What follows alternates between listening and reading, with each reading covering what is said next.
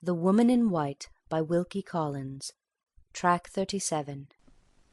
The story continued by Isidore Octavio Baldassare Fosco, Count of the Holy Roman Empire, Knight Grand Cross of the Order of the Brazen Crown, perpetual Archmaster of the Rosicrucian Masons of Mesopotamia, attached in honorary capacities to societies musical, societies medical, societies philosophical, the societies general benevolent throughout Europe, etc., etc., etc. The Count's narrative. In the summer of 1850 I arrived in England, charged with a delicate political mission from abroad. Confidential persons were semi-officially connected with me, whose exertions I was authorized to direct, Monsieur and Madame Rubel being among the number. Some weeks of spare time were at my disposal before I entered on my functions by establishing myself in the suburbs of London. Curiosity may stop here to ask for some explanation of those functions on my part. I entirely sympathize with the request. I also regret that diplomatic reserve forbids me to comply with it. I arranged to pass the preliminary period of repose, to which I have just referred, in the superb mansion of my late lamented friend Sir Percival Glyde. He arrived from the continent with his wife. I arrived from the continent with mine. England is the land of domestic happiness. How appropriately we entered it under these domestic circumstances. The bond of friendship which united Percival and myself was strengthened on this occasion by a touching similarity in the pecuniary position on his side and on mine. We both wanted money. Immense necessity. Universal want. Is there a civilized human being who does not feel for us? How insensible must that man be, or how rich?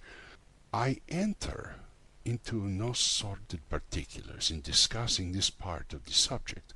My mind recoils from them. With a Roman austerity I show my empty purse and Percival's to the shrinking public gaze. Let us allow the deplorable fact to assert itself once and for all in that manner and pass on. We were received at the mansion by the magnificent creature who is inscribed on my heart as Marian, who is known in the colder atmosphere of society as Miss Halcombe. Just heaven! With that inconceivable rapidity I learned to adore that woman. At 60 I worshipped her with the volcanic ardor of 18. All the gold from my rich nature was poured hopelessly at her feet. My wife, poor angel, my wife who adores me, got nothing but the shillings and the pennies. Such is the world, such a man, such a love. What are we, I ask, but puppets in a showbox? Oh, omnipotent destiny, pull our strings gently, dance us mercifully off our miserable little stage. The preceding lines, rightly understood, express an entire system of philosophy. It is mine. I resume. The domestic position at the commencement of our residence at Blackwater Park has been drawn with amazing accuracy, with profound mental insight, by the hand of Marian herself. Pass me the intoxicating familiarity of mentioning this sublime creature by her Christian name. Accurate knowledge of the contents of her journal, to which I obtained access by a clandestine means unspeakably precious to me in the remembrance, warns my eager pen from topics which this essentially exhaustive woman has already made her own. The interests breathless and immense, with which I am here concerned, begin with the deplorable calamity of Marian's illness. The situation at this period was emphatically a serious one. Large sums of money, due at a certain time, were wanted by Percival. I say nothing of the modicum equally necessary to myself, and the one source to look to for supplying them was the fortune of his wife, of which was not one farthing was at his disposal until her death. Bad so far, and worse still farther on. My lamented friend had private troubles of his own, to which the delicacy of my disinterested attachment to him forbade me from inquiring too curiously. I knew nothing But what a woman named Anne Catterick was hidden in the neighborhood, that she was in communication with the Lady Glyde, and that the disclosure of a secret which would be the certain ruin of Percival might be the result. He had told me himself that he was a lost man unless his wife was silenced and unless Anne Catterick was found. If he was a lost man, what would become of our pecuniary interests? Curious as I am by nature, I absolutely trembled at the idea. The whole force of my intelligence was now directed at the finding of Anne Catterick. Our money affairs, important as they were, admitted of delay, but the necessity of discovering this woman admitted of none. I only knew her by description as pretending an extraordinary personal resemblance to Lady Glyde. The statement of this curious fact, intended merely to assist me in my identifying the person of whom we were in search, when coupled with the additional information that Anne Catterick had escaped from a madhouse, started the first immense conception in my mind, which subsequently led to such amazing results. That conception involved nothing less than the complete transformation of two separate identities.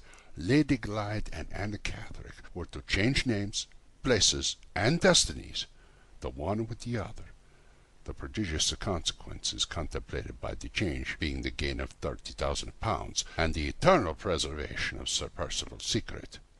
My instincts, which seldom err, suggested to me, on reviewing the circumstances, that our invisible Anne would, sooner or later, return to the boat-house at the Blackwater Lake. There I posted myself, previously mentioning to Mrs. Michelson, the housekeeper, that I might be found, when wanted, immersed in study in that solitary place. It is my rule never to make unnecessary mysteries, and never to set people suspecting me for want of a little seasonable candor on my part. Mrs. Michelson believed in me from first to last. This ladylike person, widow of a Protestant priest, overflowed with faith, touched by such superfluity of simple confidence in a woman of her mature years. I opened the ample reservoirs of my nature and absorbed it all. I was rewarded for posting myself sentinel of the lake by the appearance, not of Anne Catterick herself, but of the person in charge of her. This individual also overflowed with simple faith, which I absorbed in myself, as in the case already mentioned. I leave her to describe the circumstances, if she has not done so already, under which she introduced me to the object of her maternal care. When I first saw Anne Catterick, she was asleep. I was electrified by the likeness between this unhappy woman and Lady Glyde. The details of the grand scheme, which had suggested themselves in outline only up to that period, occurred to me in all their masterly combination at the sight of the sleeping face. At the same time, my heart, always accessible to tender influence, dissolved in tears at the spectacle of suffering before me. I instantly set myself to impart relief. In other words, I provided the necessary stimulant for strengthening Anne Catterick to perform the journey to London. The best years of my life had been passed in the ardent study of the mechanical and chemical science. Chemistry especially has always had irresistible attractions for me from the enormous, the illimitable power of the knowledge of it confers. Chemists, I asserted emphatically, might sway, if they pleased, the destinies of humanity. Let me explain this before I go further. Mind, they say, rules the world. But what rules the mind? The body, follow me closely here, lies at the mercy of the most omnipotent of all potentates, the chemist. Give me, Fosco, chemistry. And when Shakespeare had conceived the Hamlet and sits down to execute the conception, with a few grains of powder dropped into his daily food, I will reduce his mind by the action of his body until his pen pours out the most abject drivel that has ever degraded paper. Under similar circumstances, revive me the illustrious Newton. I guarantee when he sees the apple fall, he shall eat it, instead of discovering the principle of gravitation. Nero's dinner shall transform Nero into the mildest of men before he is done digesting it. And the morning draught of Alexander the Great shall make Alexander run for his life, the first sign of the enemy this same afternoon. On my sacred word of honor, it was lucky for society that the modern chemists are, by incomprehensible good fortune, the most harmless of mankind. The mass are worthy fathers of families who keep shops. The few are philosophers besotted with admiration for the sound of their own lecturing voices, visionaries who waste their lives on fantastic impossibilities, or quacks whose ambition soars no higher than our corns. The society escapes, and the illimitable power of a chemistry remains the slave at the most superficial and the most insignificant ends. Why this outburst? Why this withering eloquence? Because my conduct has been misrepresented, because my motives have been misunderstood. It has been assumed that I used my vast chemical resources against Anne Catherick, that I would have used them if I could against the magnificent Marian herself. Odious insinuations of both! All of my interests were concerned, as will be seen presently, in the preservation of Anne Catherick's life. All of my anxieties were concentrated on Marian's rescue from the hands of the licensed imbecile who attended her, and who found my advice confirmed from the first to the last by the physicians from London. On 2 occasions only, both equally harmless to the individual on whom I practice, did I summon to myself the assistance of chemical knowledge. In the first of the 2, after following Marian to the inn at Blackwater, studying behind a convenient wagon, which hid me from her the poetry of motion as embroidered in her walk, I availed myself to the services of my invaluable wife, to copy one and to intercept the other of 2 letters which my adorned enemy had entrusted to a discarded maid. In this case, the letters being in the bosom of the girl's dress, Madame Fosco would only open them, read them, perform her instructions, seal them, and put them back again by scientific assistance, which assistance I rendered in a half-ounce bottle. The second occasion, when the same means were employed, was the occasion to which I shall soon refer, of Lady Glyde's arrival in London. Never at any other time was I indebted to my art as distinguished from myself. To all other emergencies and complications, my natural capacity for grappling single-handed with circumstances was invariably equal. I affirm all-pervading intelligence of that capacity. At the expense of the chemist, I vindicated the man. Respect this outburst of generous indignation. It has inexpressibly relieved me. En route. Let us proceed. Having suggested to Mrs. Clement, or Clements, I'm not sure which, that the best method of keeping Anne out of Percival's reach was to remove her to London, having found that my proposal was eagerly received, and having appointed a day to meet the travellers at the station and to see them leave it, I was at liberty to return to the house and to confront the difficulties which still remained to be met. My first proceeding was to avail myself of the sublime devotion of my wife.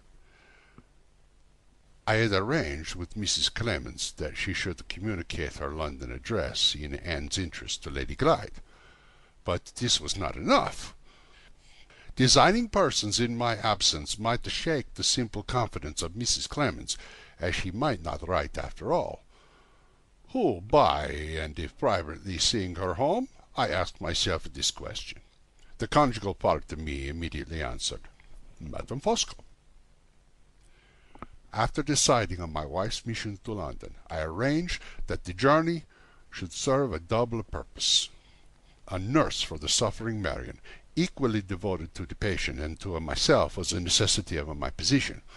One of the most eminently confidential and capable of women in existence was by good fortune at my disposal. I refer to that respectable matron, Madame Rubel, whom I addressed at a letter, her residence in London, by the hands of my wife. On the appointed day, Mrs. Clements and Anne Catherick met me at the station. I politely saw them off. I politely saw Madame Fosco off by the same train. The last thing at night, my wife returned to Blackwater, having followed her instructions with the most unimpeachable accuracy. She was accompanied by Madame Rubel, and she brought me the London address of Mrs. Clements.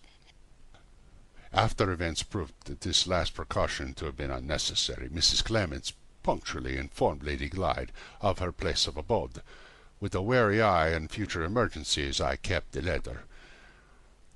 The same day I had a brief interview with the doctor, at which I protested in the sacred interest of humanity against his treatment of Marian's case. He was insolent, as all ignorant people are. I showed no resentment. I deferred quarrelling with him until it was necessary to quarrel to some purpose. My next proceeding was to leave Blackwater myself. I also had a little business of the domestic sort to transact with Mr. Frederick Fairley. I found the house I wanted in St. John's Wood. I found Mr. Fairley at Limmeridge, Cumberland. My own private familiarity with the nature of Marian's correspondence had previously informed me that she had written to Mr. Fairley proposing, as a relief to Lady Glyde's matrimonial embarrassments, to take her on a visit to her uncle in Cumberland. This letter I had wisely allowed to reach its destination, feeling at the time that it would do no harm and might do good. I now presented myself before Mr. Fairley to support Marian's own proposal, with certain modifications which, happily for the success of my plans, were rendered really inevitable by her illness. It was necessary that Lady Glyde should leave Blackwater alone, by her uncle's invitation, and that she should rest the night at the journey at her aunt's house, the house I had in St. John's Wood, by her uncle's express advice. To achieve these results, and to secure a note of invitation which could be shown to Lady Glyde, were the objects of my visit to Mr. Fairley. When I had mentioned this gentleman was equally feeble in mind and body, and that I let loose the whole force of my character on him, I have said enough. I came, I saw, and conquered Fairley. On my return to Blackwater Park with the letter of invitation, I found the doctor's imbecile treatment of Marian's case had led to the most alarming results. The fever had turned to typhus.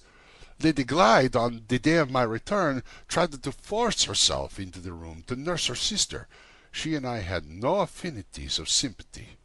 She had committed the unpardonable outrage of my sensibilities of calling me a spy. She was a stumbling block in my way and in Percival's, but for all that my magnanimity forbade me to put her in danger of infection with my own hand. At the same time I offered no hindrance of putting herself in danger. If she had succeeded in doing so, the intricate knot which I was slowly and patiently operating on might perhaps have been cut by circumstances. As it was, the doctor interfered, and she was kept out of the room. I had myself previously recommended sending for advice to London. This course had now been taken. The physician, on his arrival, confirmed my view of the case. The crisis was serious, but we had hope on our charming patient on the 5th day from the appearance of the typhus. I was only once absent from Blackwater at this time, when I went to London by the morning train to make the final arrangements at my house in St. John's Wood, to assure myself by private inquiry that Mrs. Clemens had not moved, and to settle one or two little preliminary matters with her husband of Madame Rubel. I returned at night. 5 days afterwards, the physicians pronounced our interesting Marian to be all out of danger, and to be in need of nothing but careful nursing. This was the time I had waited for. Now that the medical attendance was no longer indispensable, I played the first move in the game by asserting myself against the doctor. He was one among many witnesses in my way whom it was necessary to remove. A lively altercation between us, in which Percival, previously instructed by me, refused to interfere, served the purpose in view. I descended upon the miserable man in an irresistible avalanche of indignation, and swept him from the house. The servants were the next encumbrances to get rid of. Again I instructed Percival, whose moral courage required my perpetual stimulants, and Mrs. Michelson was amazed one day by hearing from her master that the establishment was to be broken up. We cleared the house of all the servants but one, who was kept for domestic purposes, and whose lumpish stupidity we could trust to make no embarrassing discoveries. When they were gone, nothing remained but to relieve ourselves of Mrs. Michelson, a result which was easily achieved by sending this amiable lady to find lodgings for her mistress at the seaside. The circumstances were now exactly where they were required to be.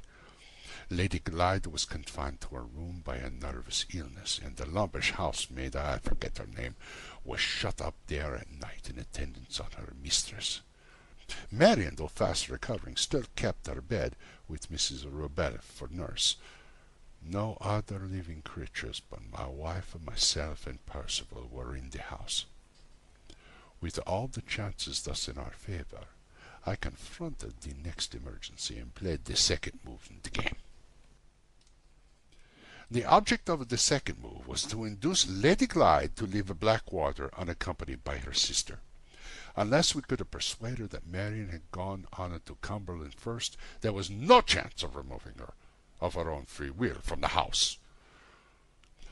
To produce this necessary operation in her mind, we concealed our interesting invalid in one of those uninhabited bedrooms at the Blackwater. At the dead of night, Madame Fosco, Madame Robel, and myself, Percival not being cool enough to be trusted, accompanied the concealment. The scene was picturesque, mysterious, dramatic, in the highest degree. By my directions the bed had been made in the morning on a strong immovable framework of wood. We had only to lift the framework gently at the head and foot, and to transport our patient where we pleased, without disturbing her self-ordered bed. No chemical assistance was needed or used in this case. Our interesting Marian lay in a deeper repose of convalescence. We placed the candles and opened the doors beforehand. I, in right of my great personal strength, took the head of the framework. My wife and Madame Robel took the foot. I bore my share of that inestimably precious burden with a manly tenderness, with a fatherly care. Where is the modern Rembrandt who could depict our midnight procession? Alas for the arts, alas for this most pictorial of subjects! The modern Rembrandt is nowhere to be found. The next morning my wife and I started for London, leaving Marian secluded, and in the uninhabited middle of the house, under the care of Madame Robel, who kindly consented to imprison herself with her patient for 2 or 3 days. Before taking our departure, I gave Percival Mr. Farley's letter of invitation to his niece, instructing her to sleep on the journey to Cumberland at her aunt's house, with directions to show it to Lady Glyde on hearing from me. I also obtained from him the address of the asylum in which Anne Catterick had been confined, and a letter to the proprietor announcing to that gentleman the return of his runaway patient to medical care. I had arranged, at my last visit to the metropolis, to have our modest domestic establishment ready to receive us when we arrived in London by the early train. In consequence of this wise precaution, we were enabled that same day to play the third move in the game, the getting possession of Anne Catterick. Dates are important here. I combine in myself the opposite characteristics of a man of sentiment and a man of business. I have all the dates at my fingers' ends. On a Wednesday, the 24th of July, 1850, I sent to my wife in a cab to clear Mrs. Clemens out of the way in the first place. I suppose the message from Lady Glyde in London was sufficient to obtain this result. Mrs. Clemens was taken away in the cab, and was left in the cab, while my wife, on pretence of purchasing something at a shop, gave her the slip and returned to receive her expected visitor at our house in St. John Woods. It was hardly necessary to add that the visitor had been described to the servants as Lady Glyde. In the meantime, I had followed another cab, with a note for Anne Catterick, merely mentioning that Lady Glyde intended to keep Mrs. Clemens to spend the day with her, and that she was to join them under care of a good gentleman waiting outside, who had already saved her from discovery in Hampshire by Sir Percival. The good gentleman sent in this note by street boy, and paused for results a door or two farther on. At the moment when Anne appeared at the house door and closed it, this excellent man had the cab door open, ready for her, absorbed her into the vehicle, and drove off. Pass me here one exclamation in parentheses, how interesting this is. On the way to Forest Road, my companion showed no fear. I can be paternal, no man more so, when I please, and I was intensely paternal on this occasion. What titles I had to her confidence! I had compounded the medicine which had done her good. I had warned her of her danger from Sir Percival. As perhaps I trusted too implicitly to these titles. Perhaps I underrated the keenness of the lower instances in persons of weak intellect. It is certain that I neglected to prepare her sufficiently for a little disappointment upon entering my house. When I took her into the drawing-room, she saw no one present but the Madame Fosco, who was a stranger to her. She exhibited the most violent agitation. If she had scented danger in the air, as a dog scents the presence of some creature unseen, her alarm could not have displayed itself more suddenly and more causelessly. I interposed in vain. The fear from which she was suffering I might have soothed, but the serious heart disease under which she labored was beyond the reach of all moral palliatives. To my unspeakable horror, she was seized with convulsions, a shock to the system, in her condition, which might have laid her dead at any moment at our feet. The nearest doctor was sent for, and was told that Lady Glyde required his immediate services. To my infinite relief, he was a capable man. I represented my visitor to him as a person of weak intellection subject to delusions, and I arranged that no nurse but my wife should watch in the sick room. This unhappy woman was too ill, however, to cause any anxiety about what she might say.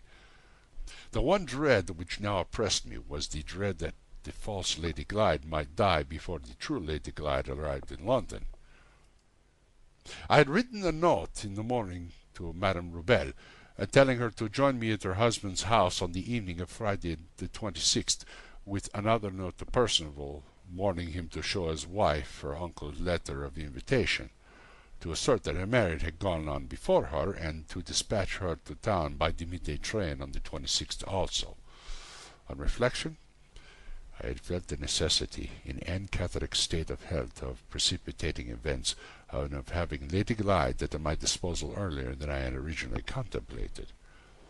What fresher directions in the terrible uncertainty of my position could I now issue? I could do nothing but trust to chance and the doctor. My emotions expressed themselves in pathetic apostrophes, which I was just self-possessed enough to couple, in the hearing of other people, with the name of Lady Glyde. In all other respects, Fosco, on that memorable day, was Fosco shrouded in total eclipse. She passed a bad night. She woke worn out, but later in the day she revived amazingly.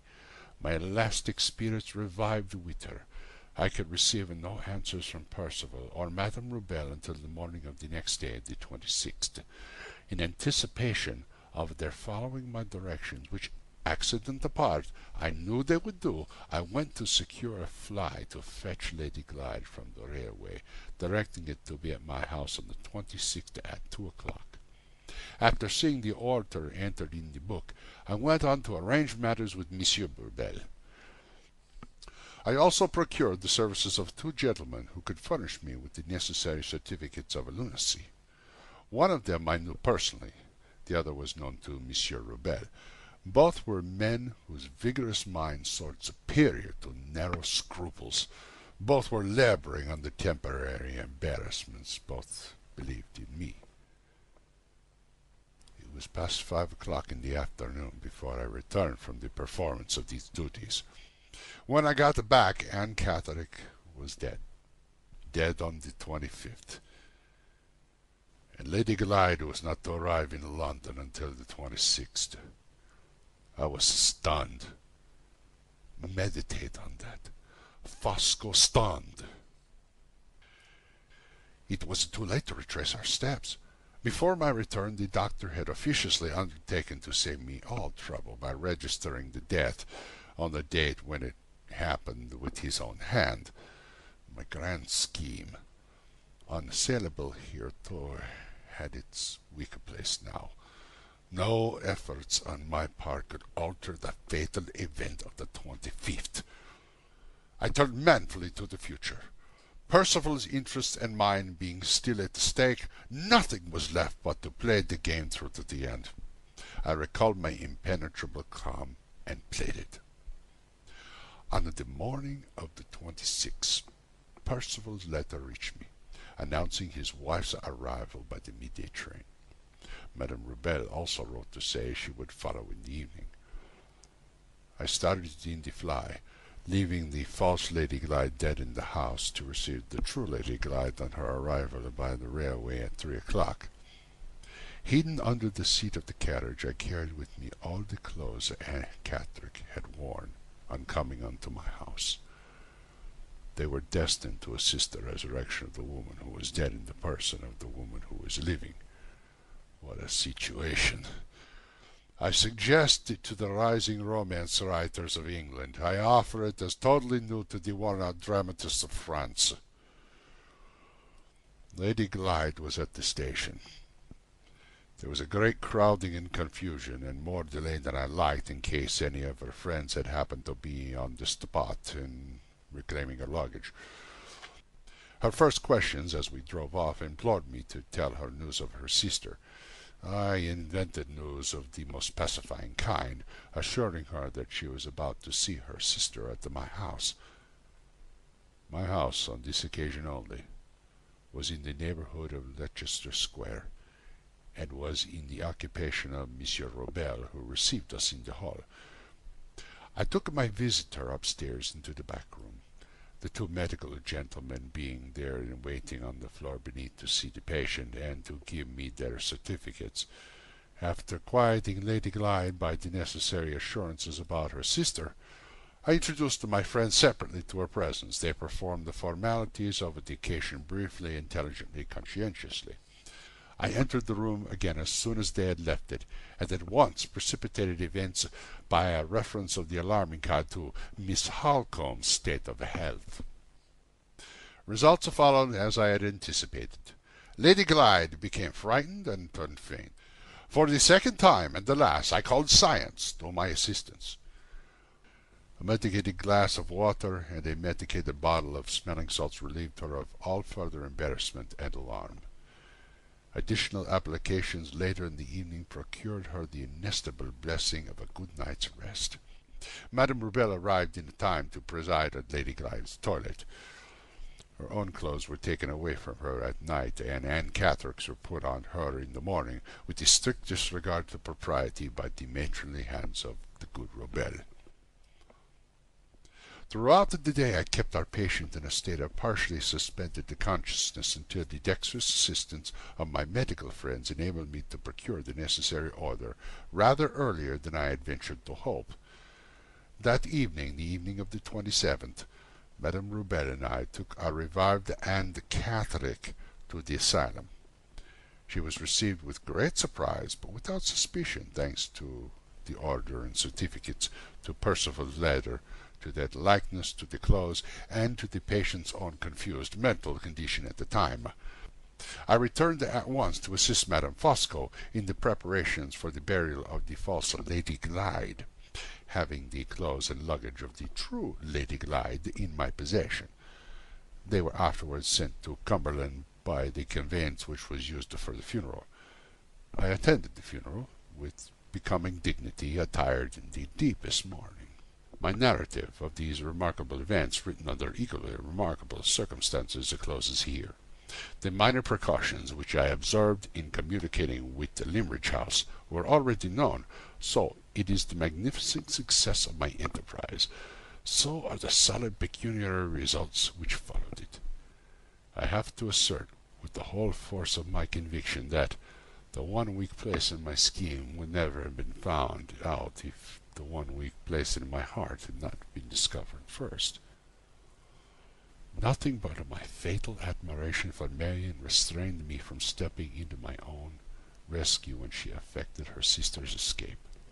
I ran the risk, and trusted in the complete destruction of Lady Glyde's identity. If either Marian or Mr. Hartright attempted to assert their identity, they would publicly expose themselves to the imputation of sustaining a rank deception. They would be distrusted and discredited accordingly, and they would therefore be powerless to place my interest or Percival's secret in jeopardy. I committed one error in trusting myself to such a blindfold calculation of chances as these. I committed another when Percival had paid the penalty of his own obstinacy and violence by granting Lady Glyde a second reprieve from the madhouse, and allowing Mr. Hartright a second chance of escaping me. In brief, Fosco, at this serious crisis, was untrue to himself. Deplorable and uncharacteristic fault. Behold the cause. In my heart, behold, in the image of Marian Halcombe, the first and last weakness of Fosco's life. At the ripe age of 60, I make this unparalleled confession. Youths, I invoke your sympathy. Maidens, I claim your tears. A word more, and the attention of the reader, concentrated breathlessly on myself, shall be released. My own mental insight informs me that there are 3 inevitable questions will be asked by persons of inquiring minds. They shall be stated, they shall be answered. First question. What is the secret of Madame Fosco's unhesitating devotion of herself to the fulfillment of my boldest wishes, to the furtherance of my deepest plans? I might answer this by simply referring to my own character, and by asking in my turn where, in the history of the world, has a man of my order ever been found without a woman in the background, self-immolated on the altar of his life? But I remember that I am writing in England. I remember that I was married in England, and I ask if a woman's marriage obligations in this country provide for her private opinion of her husband's principles? No. They charge her undisturbingly to love, honor, and obey him. That is exactly what my wife has done. I stand here in a supreme moral elevation, and I loftily assert her accurate performance of her conjugal duties. Silence calumny. Your sympathy, wives of England, for Madame Fosco. Second question. If Anne Catherine had not died when she did, what should I have done? I should, in that case, have asserted worn-out nature and finding permanent repose. I should have opened the doors of the prison of life, and have extended to the captive, incurably afflicted mind and body both a happy release. Third question. In a calm revision of all the circumstances, is my conduct worthy of any serious blame? Most emphatically no. I have not carefully avoided exposing myself to the odium of committing unnecessary crime. With my vast resources in chemistry, I might have taken Lady Glyde's life. At immense personal sacrifice, I followed the dictates of my own ingenuity, my own humanity, my own caution, and took her identity instead. Judge me what I might have done. How comparatively innocent, how indirectly virtuous I appear in what I really did. I announced on beginning that this narrative would be a remarkable document. It has entirely answered my expectations. Receive these fervid lines, my last legacy to the country I live forever. They are worthy of the occasion and worthy of Fosco. End of Track 37.